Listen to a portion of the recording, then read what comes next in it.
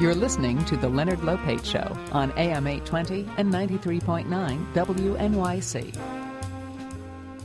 I'm Julie Bernstein. I'm here on this Columbus Day afternoon in for Leonard Lopate. There's been a tremendous amount of talk recently about a change that each of us might be able to make in our lives that could alleviate global warming as well as improve our health. It's not driving a hybrid car, it's giving up meat and dairy products. The actress Alicia Silverstone says that her switch to becoming a vegan, macrobiotic lifestyle helps reduce the effects of global warming and prevents cruelty to animals. And she says it keeps her skin glowing and her weight where she wants it. Ms. Silverstone details her eating plan in her new book, The Kind Diet, a simple guide to feeling great, losing weight, and saving the planet. It's published by Rodale, and it brings Ms. Silverstone here to the Leonard Lopate Show. Welcome. Thank you so much. Now, this isn't a traditional diet book where you count calories or you say, eat this for breakfast, this for lunch, this for dinner. Yeah. What I'm trying to do is free people, the freedom of not having your brain consumed with, can I have that? How many calories is in that? That's too fattening. All that nonsense just makes your brain clogged up. I want people to be free and experience the joy of living a really decadent, indulgent, delicious lifestyle that happens to be nourishing your body instead of depleting it. So as I get older, I feel myself getting younger and stronger and more vital than ever, rather than sort of slowly decaying, you know? And that's just about picking different kinds of foods. And it can sound overwhelming if you don't have a guide, but that's why I wrote the book, so that you'd have a very, very simple, easy to understand guide that really just highlights, first of all, why you might not want to eat meat and dairy for your own sake, for the planet's sake, and then looking at what foods you really want to try and add into your life, so that it's not about sort of like deprivation. It's about adding these really magical foods that nourish your cells and your blood and make you really vital.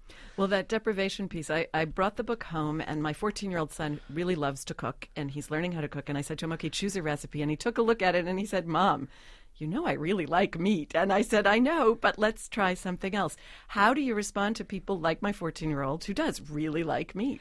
Well, I really liked meat, too. I grew up on pork chops and bacon, and at the time when I made this decision to go this way, I was on a steak and donut diet. Which I guess, yeah, could work for various things, but maybe not for losing weight. It didn't do anything good to me.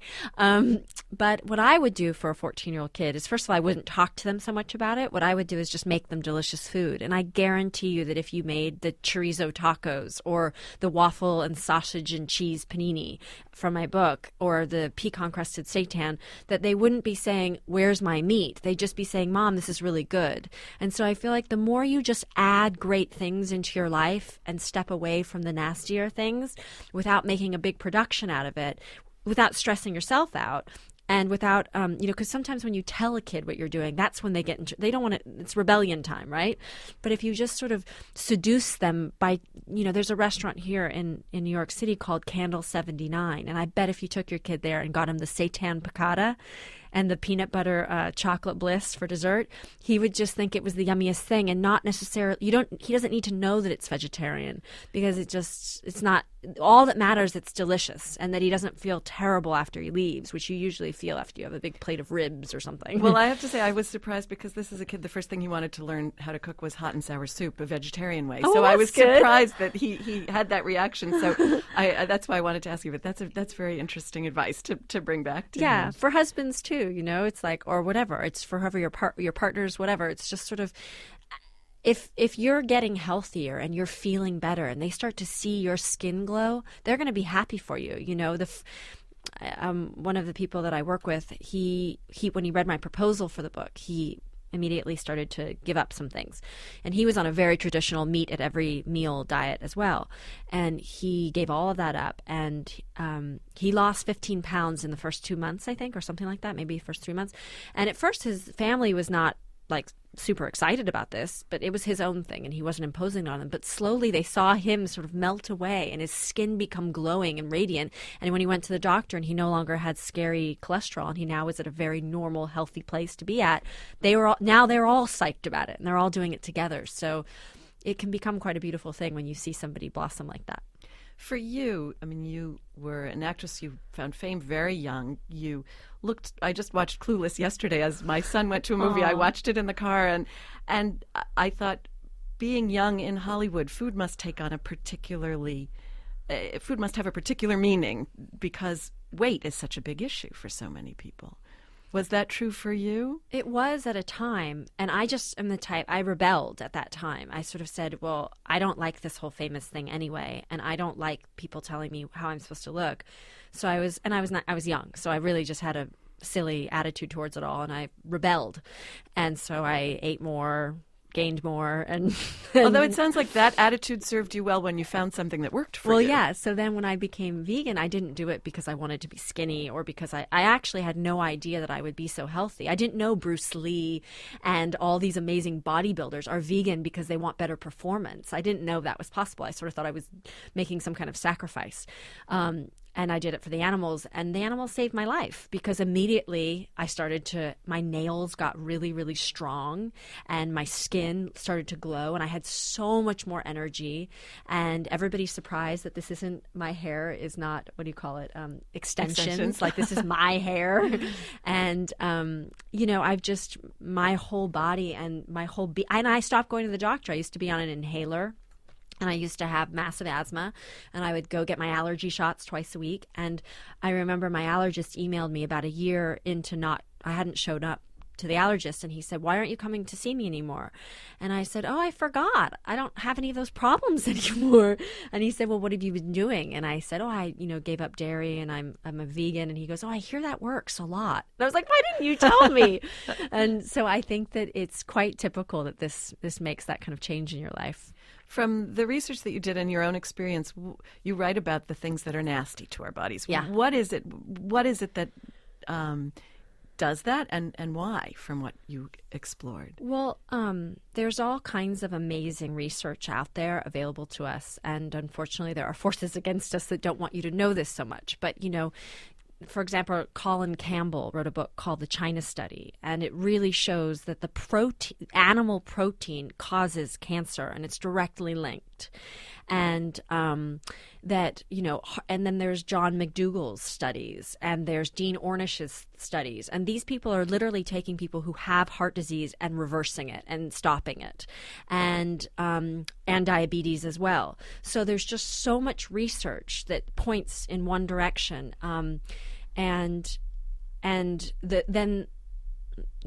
did you ask me again? I just asked about the things that are nasty to our bodies, but also, you also write a lot about how becoming a vegan is good for the planet, too. Yes. So, well, that's the other aspect. So those are the illnesses that you can kind of, and why not start early and prevent those things now? And I mean, not needing to take antibiotics and not needing, and just not even the simple things. Like, let's forget the really serious illnesses that people have. Oh, and there's this, I'm all over the place, but there's this woman, Mina Dobik, who was diagnosed with cancer, and she was given 2 months to live, and she had nothing to lose at this point because literally she had 2 months to live, and she found macrobiotics, and she wrote a beautiful book called My Beautiful Life, and she completely cured herself, and now she's this sweet little lady who goes around healing people and working with them.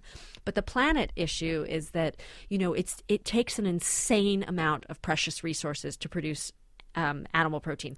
For example, a 16-ounce steak, which is like, a pound, just to produce that 1 pound of steak would require the amount of water that you could shower on for 6 months. So we spend all this time trying to save water. I certainly do. But, the amount of water I'm saving by not picking that steak is astounding. And the oil, it's about 20 to 28 billion gallons of gas a year just for beef. No, I know. Mark Bittman, the cookbook writer, once said that to raise one cow to adulthood took as much gas as driving from Miami to Alaska and back. Yeah, it's pretty insane. So, we'd be able to dial down our insane consumption of oil and coal and fresh water and the rainforest that's precious and being destroyed. Do you know how much resources it takes, say, to grow a carrot or a burdock root or something like that? I remember that a pound of carrots compared to a pound of beef, I think that the carrots, it was like 33 It was the number 33. Now, what was it? I think maybe ounces or something. Yeah, it was something really ridiculously low. I mean, it still Or takes gallons. energy. Right. It still takes energy, but it's not, the numbers are so polar opposite that it's really amazing. Someone from our control room said it's 33 gallons, so Yes, that makes right, it easy. okay, Yes, thank you. Which 33 gallons. If that was 6 months of showering, you wouldn't be taking very long showers. So. For you, when you were thinking about putting this book together, did you actually go and research these recipes and put things together yourself, or did you collect things from other people? How did you put this book together? I've been collecting ideas and recipes for years and I had this sort of mad file in my home that was my book file. And I don't know when I thought I was ever going to do it, but it just sort of collected. But as I started to help people, I helped a woman who had ovarian cysts, and she ended up not needing to have her surgery, and she was fine. And friends who just are constipated. Everybody's constipated, so helping. Or the opposite, you never know. Yeah. So I helped my friends with that, and the more I sort of got involved with helping people get better, they were telling me, you need to make this into a book anyway. And so I finally went through all those files, and the first draft of my book was 600 pages, so that had to come down. You needed to put it on a diet a little bit. I had so much information I wanted to share, and the recipes are forever. They're things that I've been making in my kitchen for ages. They're things that my husband invented. They're things that my mom used to make when I was little, and then I just converted them to make them healthier. And I have a lot of chef friends, so I would ask them, just sort of collection of all different things. I'm speaking with Alicia Silverstone. She is an actress, and now she has her first book called The Kind Diet, which is about a vegan diet, and it is from Rodale Press. Alicia, how did you end up thinking about the 3 different levels that you write about in your book? Well, I'm glad you asked that, because the main thing for me is I really hope people don't look at this like a vegan book as much as a book that can change their life and make them their healthiest and happiest and most vital. And, I think that in case anyone's frightened of the word vegan, not that you should be, because it's not a scary word, but in case that scares you, I have a whole section called flirting. So you could be on the flirting diet within the Kind Diet. And what that would mean is that you would just keep an open mind and be playful and try new things. And, because once you read, I think it's about 100 pages before you get to the recipes or something. Once you read all that, I think you'll have a stronger understanding. I obviously don't have enough time to kind of go into the details of it all, but that's what the book's for. But you can have a very strong understanding of why you would want to eliminate these things. Like, when you look at the statistics and the information, it's really astounding about what it does to your body and what you could potentially have, the benefits. So then the book can take you through steps so that you could do the baby steps, which is the flirting diet, and just start adding good things and slowly letting go of the bad things, but never being hard on yourself or judging yourself. It's like even if the UN says that if you give up meat 1 day a week, even, that makes a massive difference, and obviously encourages you to then work your way up to all the time. But even if you just did it once a week, so wherever you're at, if you eat meat every single day, maybe you say 2 or 3 days a week, I'm not going to. So any progress you make is good for your body and good for the planet. So I think that the concept that you have to do an all or nothing can be kind of overwhelming and makes you end up not getting any benefits because you just give up. But if you move in the direction, consider yourself an aspiring vegetarian or something, then you can sort of let yourself off the hook if you fall off one night and you get back on. And that gets back to my 14-year-old, which is the idea of, do I have to give this all up, or could I just try something? It also gets at what most books like this wrestle with, which is there's a kind of intellectual, this is important for you, this is important for the planet approach. But at the end of the day, when I'm cooking dinner for my kids and my husband, or he's cooking dinner for the rest of us, it's what can I put on the table that they're actually going to eat and really like. And that's why I in the vegan section of the recipes, I promise those recipes are undeniably delicious for all. They're the superhero recipes, some of them are like that, but some of them are more like, I wouldn't say if you were having a dinner party, serve my magical soup. That's for when you feel like you're getting sick and you want to get better, or if you just want to be extra superhero. But in the book, if you want to have a dinner party, you should serve. Your kid's going to love the sausage cheese panini, and he's going to love the chorizo tacos and the peanut butter chocolate, like they're kind of like Reese's Pieces buttercups, and the oatmeal cookies and all those things. And the cheesecake, there are really delicious foods, and it was really important to me because I love food, and I didn't give up my love of food. I haven't become suddenly overnight someone who doesn't care about food. I feel like I'm kind of a food snob. It's very important to me that it's delicious. Otherwise, why bother, right?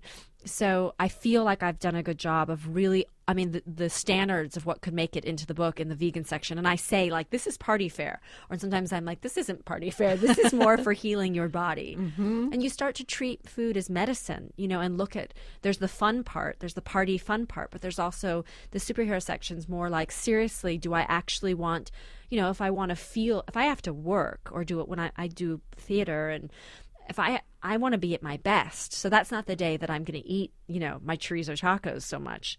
But I would still pick the chorizo tacos over a steak any day. They'll give you a completely better feeling. Speaking of work, you're back here in New York. In your book, you write about eating in New York and feeling not quite right because you were eating all of these mangoes and things like that in the middle of the winter in New York City. When you're here in New York, what are you thinking about eating for yourself? Well, I've been on a eating frenzy since I've been here, and I've been enjoying it so much. Well, for example, like for cheese lovers, I went to Pure Food and Wine, and they're over on like Irving or something like that. Mm-hmm. And I had, well, first of all, I had a mint chip ice cream sundae, and I don't know about you. And these are all with quotes around them because none of these are ice cream. It's not ice cream. Ice tofu or something like that. It's not. This one isn't even tofu because the restaurant's raw, but they make it with nuts and coconut and yumminess. And all I know is it's delicious, so I really don't mind what it is. But I know that they don't even use sugar, and they use probably agave for sweetening. But I loved mint chip ice cream when I was a kid, so that did that for me. And then they had a cheese plate. And they make cheese from this company called Mr. Cows or Dr. Cows or something like that. And the cheese tasted like cheese. I'm not joking. This was the first time I tasted cheese where it was like served just like a fruit plate. Just like a cheese plate. So that was exciting. And Candle 79, like I said, and Hungawe, this Korean restaurant on 32nd between 5th and Madison. And then there's my local standby, Suen. I always go to Suen for which is right around the corner from us here. It's so great. Yeah. Here in New York, you're going to be in a play. Can you tell us a little bit about that? Yeah, I'm going to do a play called Time Stands Still, and it's directed by Daniel Sullivan and written by Donald Margulies. It's his new play, and Laura Linney is starring in it with me, and Eric Bogosian is going to be in it, and I'm really, really excited. You've done both theater and movies. Do you find you have a preference for one over the other, or are they... I love both, but I have a really strong affection for the theater experience. It's just magical. It's one of those things where when I stand on stage, I just feel so... It's sort of how I felt when I was writing my book. No matter how hard or how much pressure there is, there's like a softening in your heart, and it just feels so like this is where you were born to be. It feels very magical, and I get all sort of... romantic about the whole thing. So that's how I feel when I'm doing a play. I just feel like rooted, and I just feel so strong. And you said that's how you felt when you were writing this book. Yeah, I did. What was the process like for you? Well, it was amazing because I was just so stimulated, and I was so surprised. I think the reason I kept holding off on writing the book is because I didn't think it would be that fun. I thought it sounded like a lot of work. But every time I worked on it, I would just felt so connected to the universe, and so, it sounds sort of silly, but I just felt like this is what my purpose was. And I knew that I had so much information to articulate, and I knew that I needed to deliver, because what I really wanted to do was deliver information that you could read in Dr. Colin Campbell's book or in Neil Bernard's, all these doctors' medical books. But I wanted it to be in a really fun, easy to read way so that you could, I hope people will read those other books, but I just wanted to bring it to you in a more condensed sort of girlfriend, easy to understand way, but have really vital information in there. That was my goal. And to also present really amazing, delicious food.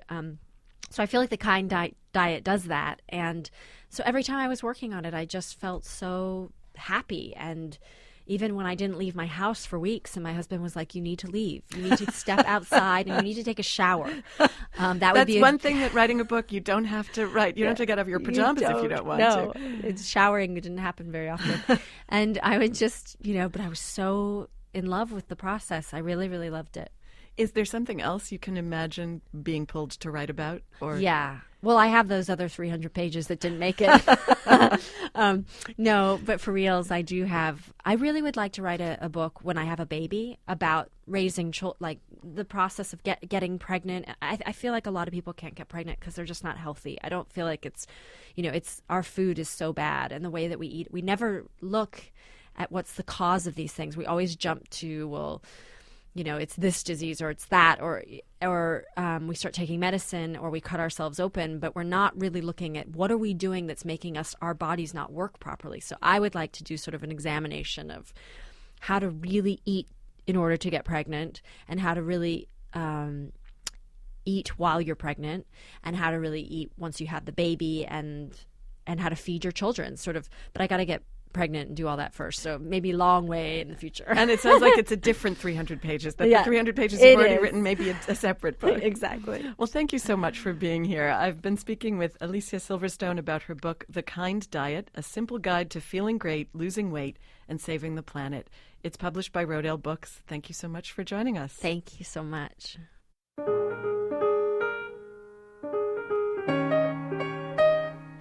Alicia Silverstone will be speaking and signing books tonight at 7 at the Tribeca Barnes & Noble. That's at 97 Warren Street. Up next, Washington Post reporter David Finkel describes how a battalion of Army infantry soldiers changed over the course of their 15 months in Iraq, and whether they felt the surge there was a success. I'm Julie Bernstein, in for Leonard Lopate. This is WNYC and WNYC.org.